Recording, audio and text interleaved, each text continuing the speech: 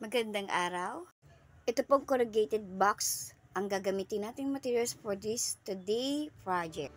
Tinitingnan po muna natin yung mga sukat at magiging anggulo ng ating proyekto bago po natin iporma at gupitin ang bawat parte ng karton. Kailangan consider natin dito kajuwas yung laki ng magsusot nito at pati mga disenyo na gagawin natin dito.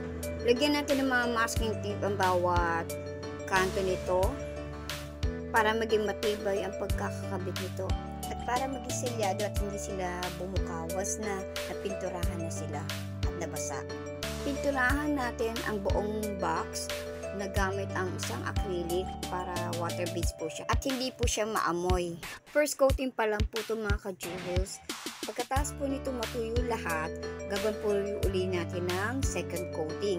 At pagkatuyo po uli, another coating po uli para po matakpan po lahat yung mga prints na nakalagay dito sa ating corrugated box.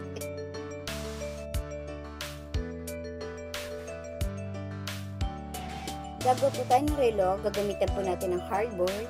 Pagkatapos guhitin ng bilog na hugis, ating pong gupitin. Markahan po natin sa gitna at ating pong butasan. Pagkatapos po, handa po natin ang ating pinturang. Gagamitin lang po natin ang katulad ng dati, acrylic. Gumawa po tayo ng mga kamay.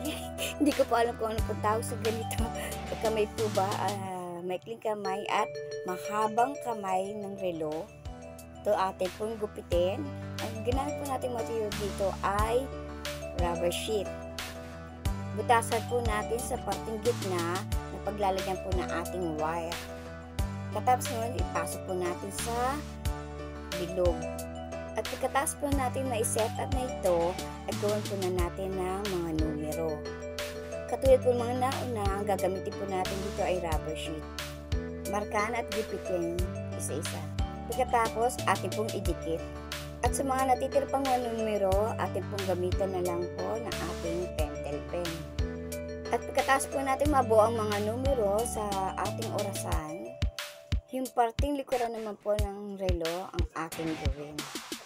Pagkatapos po natin gawin ang ating orasan, ikabit po natin sa ating box. Sa mga sumusunod, gawan po natin ng disenyo ang ating box. Ihanda lamang ang ating mga materials katulad ng mga pentel pen, rubber sheet, gunting, at glue stick. Ang mga disenyo ito ay naayon lamang po sa edad na 6 pababa. Sa paggawa ng costume, importante na meron ka ng idea at materials sa paggawa.